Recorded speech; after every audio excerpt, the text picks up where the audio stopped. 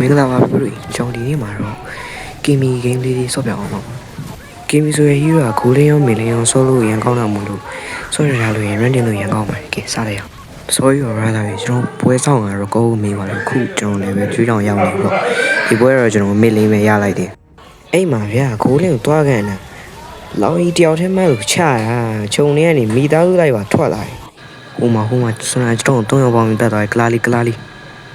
လာလီမင်းသိမယ်လားမရှော့အမ1 2ကိုကီမီအဲ့လိုကီမီကန်အဲ့လိုမက်စမိုင်းနေဖြစ်ရတာအရန်လွယ်ဟာပါဒီကောင်းကြီးမပြန်သေးတော့ဒီကောင်းကြီးမပြန်သေးဒီကောင်းကြီးပါကျုံကွာကြာလို့ညီမလေးကဘာလာလောက်တော့ညီမလေးပီကပ်အေးတီရောဖင်ကလေးရှော့မှဖြစ်မယ်ကဲပြန်လာပြီဆိုတော့အောင်လေးကမလေးစားလေးကိုတွားပြီးအနိုင်ကျင့်ဟာဒီကောင်းကြီးဖျားရောက်တော့ဟာကလာလေးကခြုံနေကနေစောင့်နေတာကလာလီတို့ကနော်ကလာလီတို့ကွက်တီမပြေးနေရမေး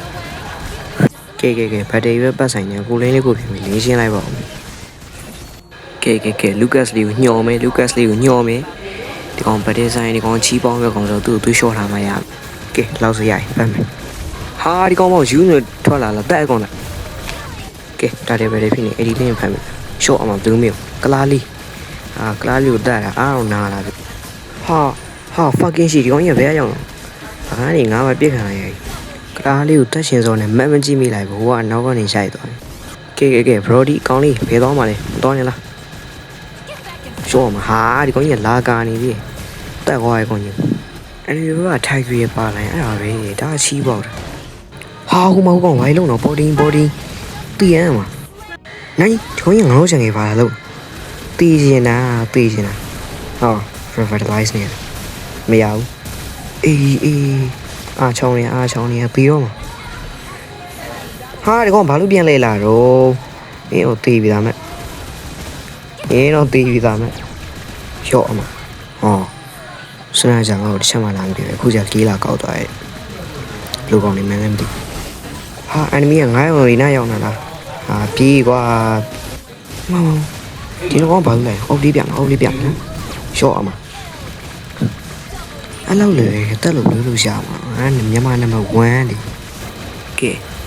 ဟာထိုင်ရည်ဒီနဲ့ပါသွားမင်းကတော့အဲ့လိုလေတက်လို့ရမယ်ထင်မာဝါမှာပေါ့ကွာရှော့အမ Don't you know I'm still standing better than I never did looking like a true survivor feeling like a little kid အဲ့တော့မှခီမီရောဆိုတာဘေးကိုတားရတက်အံ့ပြီးတော့နိုင်ရရှိသွားခဲ့ပါပြီကဲဆုံးလေးယူရညွေပါလို့ကျေးဇူးတင်ပါတယ် channel ကို like subscribe လုပ်ရကဲနောက်ဖြစ်ပါပြန်ကြမယ် guys